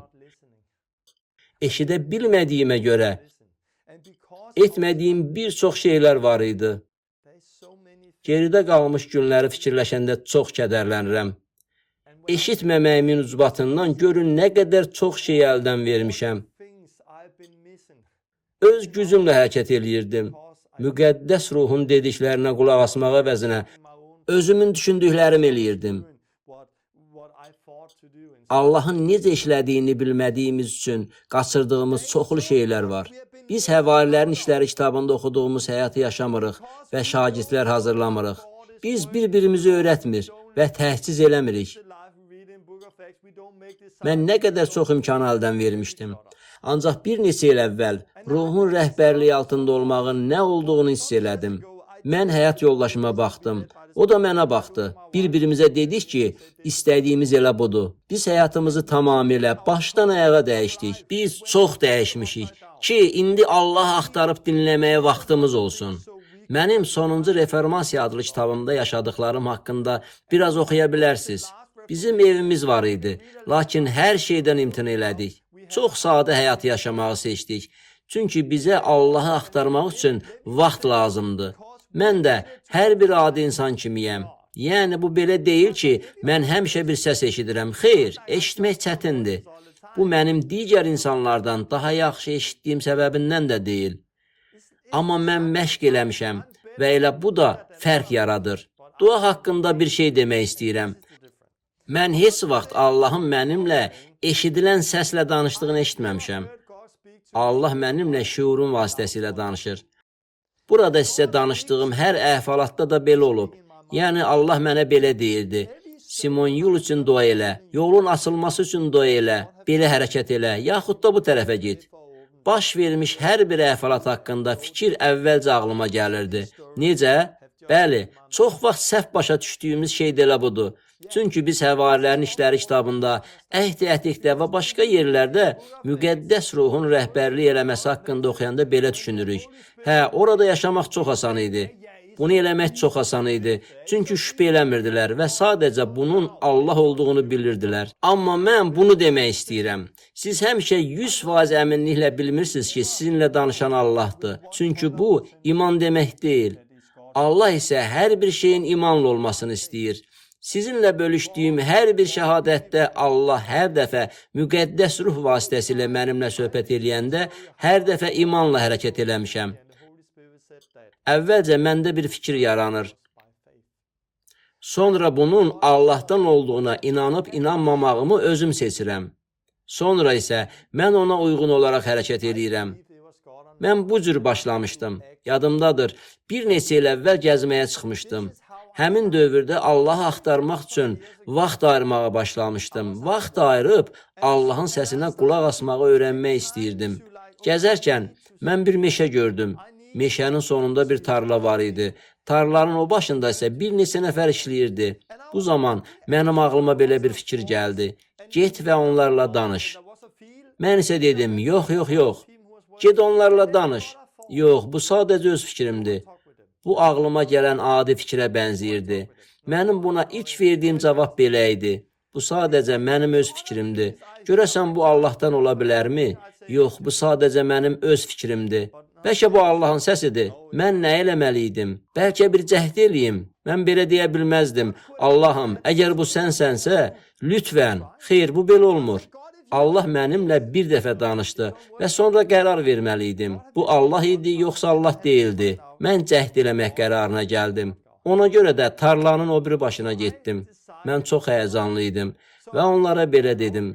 Bağışlayın, sizinlə 10 dəqiqə danışa bilərəm. Meşədə işlədikdən sonra bir neçə nəfər orada oturub yemək yeyirdi. Mən isə sadəcə olaraq onlarla öz şəhadətimi bölüşdüm və sağ olun deyib tez getdim. Öz-özümə düşünürdüm. Bu sadəcə mənim öz fikirlərim idi. Çünki fövqəltəbii heç nə baş vermədi. Amma elə oldu ki, bir həftə sonra bir qız yanıma gəldi və mənə dedi, təşəkkür edirəm. Nəyə görə təşəkkür edirəm? Qardaşım Allahdan uzaqlaşmışdı. O meşədə işləyirdi. Bir gün sən gəlib onunla danışdın və indi o Allahın huzuruna qayıdıb. Mən sevindim. Düşünürdüm ki, bu mənim öz fikirlərimdir. Amma onun sözlərini eşidəndə birdən mən bunun Allahdan olduğunu anladım. Sonradan mən buna bənzər bir şey yaşadım və əvvəlki hadisədən təcrübəm olduğu üçün dedim, tamam. Bu mənə köklənməyə və fikrin məndən yoxsa Allahdan olmasını tanımağa kömək elədi. Məsələn, həyat yoldaşım mənə başqa bir telefondan zəng eləyir. Telefonu açıram və o mənə salam deyir. Mən isə belə cavab verirəm. Salam Leni, niyə naməlum nömrədən zəng edirsən? Bu kimin telefonudur? Həyat yoldaşımla çox vaxt keçirdiyim üçün mən onun səsini tanıyıram. Amma başqaları mənə zəng edib salam mənəm deyəndə o zaman mən soruşuram. Sən kimsən? Çünki onların səsini tanımıram. Allahla da məhz belədir. Əgər onun səsini daha yaxşı tanımağı öyrənmək istəyiriksə, susmalıyıq və qulaq asmalıyıq. Biz bəzən də risk eləməliyik. Çünki ağlınıza bir fikir gəlirsə, siz onu tanımalısınız. Allahım, bu sənsənmi? Yoxsa elə mənim öz fikrimdir. Çünki Allah mənimlə oradan və yaxud buradan ucadan danışmaz. Allah ağlıma kiçik bir fikir göndərir. Bəs bunun hardan olduğunu mən nədən bilirəm? Bu hardan gəldi? Oturub düşüncələrimi cəmləmirəm. Bunu öyrənmək üçün ağlımızı istifadə eləməli deyilik. Xeyr. Biz Allaha səcdə eləməliyik. Biz ona diqqət yetirməliyik. Qəflətən bir fikir gəlir. Hə Allahım, bu sənsən. Biz məşq eləməliyik. Bu şagirdlikdir. Dəfələrlə təkrarlamalıyıq. Bütün bunlar əsl şagirdlikdir. Siz olduğunuz yerdən başlayırsınız və sonra təcrübə toplayırsınız. Siz Allahı daha yaxşı eşidən və başqa işlərdə mükəmməl görən biri olursunuz. Ancaq eyni zamanda siz həmişə imanla hərəkət etməlisiniz. Həmişə inanmalı və iman addımları atmalısınız. İbranilər 5-də yeni iman edənlərdən danışarkən yetkin bir məsihçi deyir. Bərk yemək isə yetkinlər, yəni duyğularını xeyirlə şəri ayırd eləməkdən ötürü həssas edənlər üçündür. Yəni siz bunu dəfələrlə təkrar etməklə öz hisslərinizi öyrəşdirirsiniz. Biz öz hisslərimizi nəyin Allahdan və nəyin ondan olmadığını ayırd eləməyə öyrəşdirməliyik. Bundan sadə bir şey yoxdur. Bu İsa'nın Matta 6-da dua haqqında söylədiklərinə bənzəyir. O dedi, dua etdiyin zaman öz otağına gir və qapını örtüb gizlində olan atana dua elə. gizlində olanı görən atan səni mükafatlandıracaq. Burada demək istədiyim odur ki, gizlində olan atana dua elə ifadəsi bizdə Allah haqqında yanlış təsəvvür yarada bilər. Allah ilə söhbət buna bənzəmir. Sanki biz Allah'a yanımızdakı kresloya oturdur. Ondan soruşuruq, Allahım, bu barədə nə deyirsən? Bəs bu necə? Biz Allahla insanın başqa bir insanla danışdığı kimi danışmırıq. Bu, müqəddəs ruh vasitəsilə baş verir. Biz məşq eləməklə öyrənirik. Allahın bizə verdiklərindən istifadə edərək öyrənirik. Mən bunu belə edirdim. Məsələn, ağlıma müəyyən bir fikir gəlirdi. Görəsən bu Allahdandır, ya ondan deyil. Mən onu yoxladım və bu fikrin Allahdan olub olmadığını öyrəndim. Başqa vaxt daha bir fikir ağlıma gəldi. Bu fikri yoxladım. Bəli, bu Allahdan idi. Mən öyrənirdim. Zaman keçdikcə bunun Allahdan olub olmadığını tanımaq mənim üçün daha asan olurdu. Demək istəyirəm ki, Allah mənim ağlıma fikir göndərir. Amma eyni zamanda iblis də bizim ağlımıza fikir göndərə bilər. Ona görə də biz hər şeyi kəlamla yoxlamalıyıq. Əgər Allah desə ki, get onun üçün dua elə və ya get nəysə yaxşı bir şey elə, bunu heç bir problem olmadan edə bilərsiniz. Amma təbii ki, pis bir şey ağlınıza gəlsə, siz əlbəttə bunu eləməyin. Allahın kəlamına müraciət edin və siz həmişə Allahın kəlamı və daxilinizdəki ruh vasitəsilə düzgün cavabı tapacaqsınız. Sülh olmalıdır. Siz biləcəksiniz ki, bu yaxşıdır ya da o qədər də yaxşı deyil. Çünki hər bir yaxşı bəxşiş Allahdan gəlir. Demək istəyirəm ki, bu heç də belə görünmür. Ay Allah, mən inanmıram. Allah mənə söylə. Ey Allah, yenə başqa bir şey barədə də söylə. Fikirləriniz qarışır. Xeyr, sadəcə vaxt ayırın və Allahla vaxt keçirin. Onunla əlaqə saxlayın. Onunla olun və diqqətinizi ona yönəldin. İsa'ya təşəkkür eləyin. Sonra başqa bir yaxşı üsul var. Əgər siz həqiqətən ruhun rəhbərliyi altında olmaq və Allahın nə dediyini bilmək istəyirsinizsə, o zaman televizorunuzu evinizdən çıxarın. Bu şəxsən mənə çox faydalı oldu. Gündə 1 və ya 2 saatdan çox televizora baxırsınızsa, bunu tərk edin. Bütün günü radioya qulaq asırsınızsa, bunu tərk edin. Bütün gün musiqi dinləyirsinizsə, bunu tərk edin. Niyə? Çünki televizora, musiqiyə və ya radioya qulaq asıb, sonra onlardan ayrılanda eşitdiyiniz son sözlər hələ də beyninizdən keçəcək. Bu fırlanır. Siz son mahnını və həmçinin sözləri təkrar eşidəcəksiniz. Bütün bunlar birlikdə şüurunuzda çoxlu qarma-qarışıqlıqlar yaradır. Şüurunuzda çox şey olduğu üçün sizə bu Allahdır, bu isə başqa hər şeydir demək asan olmur. Odur ki, biz bu çox şeylərdən qurtulmalı və nə isə öyrənməliyik. Qərb ölkələrində susmağı sevmirlər.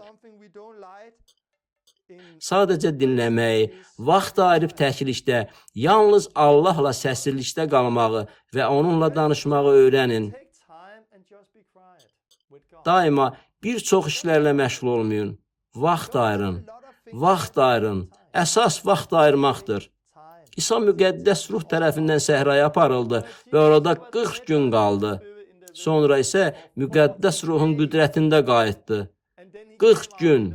Hə, amma mənim buna vaxtım yoxdur. Demək istəyirəm ki, hər birimizin eyni vaxtı var. 24 saat. Hər şey bizim vaxtımızdan necə istifadə etməyimizi seçməyimizdən asılıdır. Bir neçə il əvvəl bizim evimiz və avtomobilimiz var idi. Mən çox işləyirdim və bir çox işlərlə məşğul olurdum.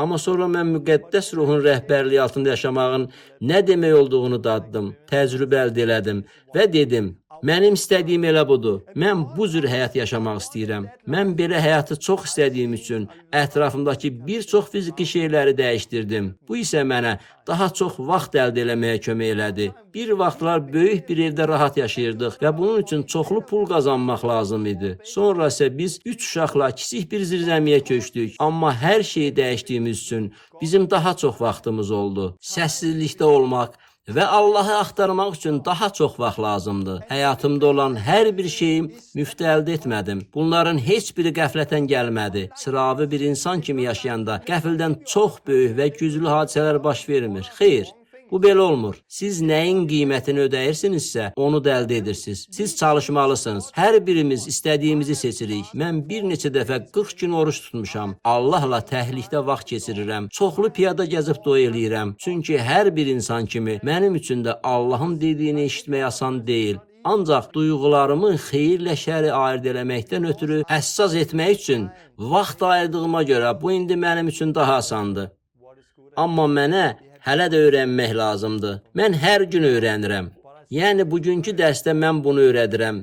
Müqəddəs ruhun vəftizini aldıqdan sonra biz müqəddəs ruhla dolmalıyıq. Allahla vaxt keçirməklə həyatımızı ruhla dolu yaşamalıyıq. Biz ruhun rəhbərliyi altında olmalıyıq. Ruh tərəfindən idarə olunmağımız üçün, ruhu dinləməyimiz üçün bizə vaxt lazımdır. Biz həmçinin hərəkət eləməliyik. Biz fürsətlərdən istifadə eləməliyik, hərəkət eləyərək öyrənməliyik, məşq eləməliyik. Bunları eləsək, müqəddəs ruhun qüdrətində yaşayacaq. Müqəddəs ruh ilk imanlılar cəmiyyətində fəal idi. Müqəddəs ruh elə bu gün də imanlılar cəmiyyətində fəaldır. Çünki müqəddəs ruh eynidir.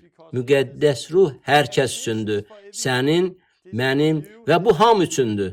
Ümidvaram, bu dərsdən nəyəsə götürə bildin. Mən sənə çağırış atmaq istəyirəm. Vaxt ayır. Allahla təklikdə olmaq üçün vaxt ayır. Fikrini yayındıran bütün başqa şeyləri, başında olan bütün səsləri, bütün bunları sadəcə götür və kənara at. Allahla birlikdə olanda oruç tut. Sadəcə kəlamı oxu və dua elə. Kəlam və dua. Sən və Allah. Bundan sonra görəcəksən ki, Allah səninlə aydın şəkildə danışmağa başlayır. İmanla addım atacaqsan. Biləcəksən ki, Allah səninlə danışanda belə olur.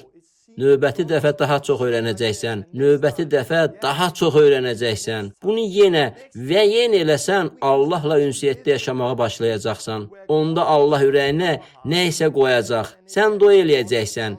Və sonra bu baş verəcək. Əsas Allahın iradəsidir. Mən belə deməliyəm, Cənubi Afrikaya gedirik. Çünki Allah həyat yoldaşımın ürəyinə bu barədə dua eləməyi qoydu. Mən belə deyə bilmərəm.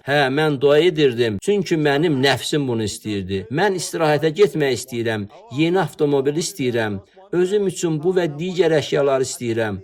Xeyr, biz Allahın iradəsinə uyğun olaraq dua elədikdə, dua elədiyimizi artıq aldığımızı bilirik. Amma biz Allahın iradəsinin nə olduğunu anlamalıyıq. Bu Allahla yaşamaqdan irəli gəlir. Cənubi Afrikadan qayıtdıqdan sonra olacaq növbəti dərsimizdə oruc barədə danışacağam. Bu çox mühüm bir mövzudur. Mən oruc haqqında danışacaq və oruç tutmaq üçün sizə bəzi praktik məsləhətlər verəcəyəm. Bu dərslə bağlı hər hansı bir sualınız olarsa, mənə yazın və növbəti dərsi mən bu sualları cavablandırmaqla başlayacağam.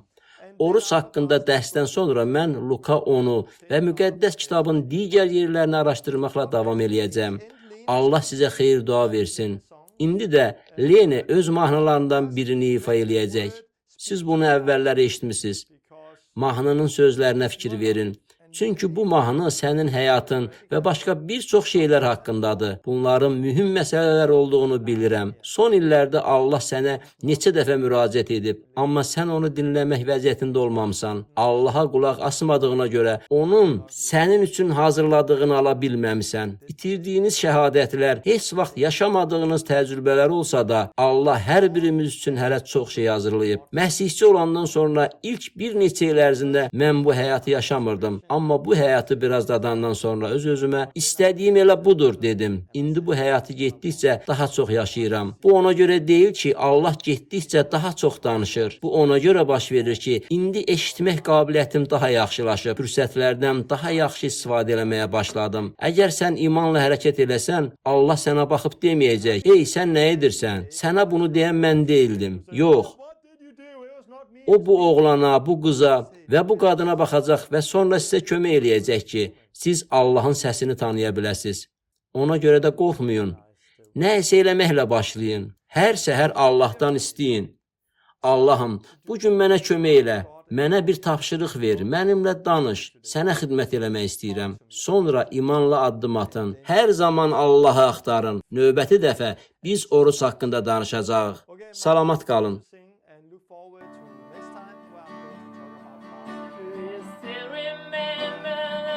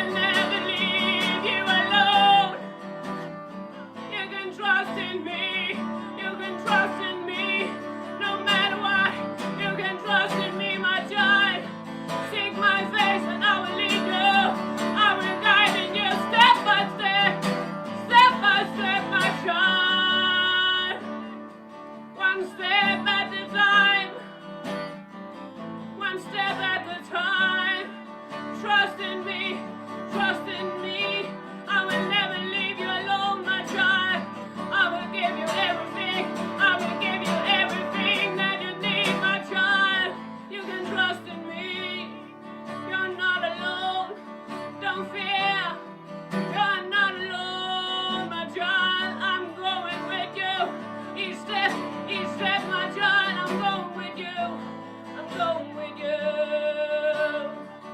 I'm calling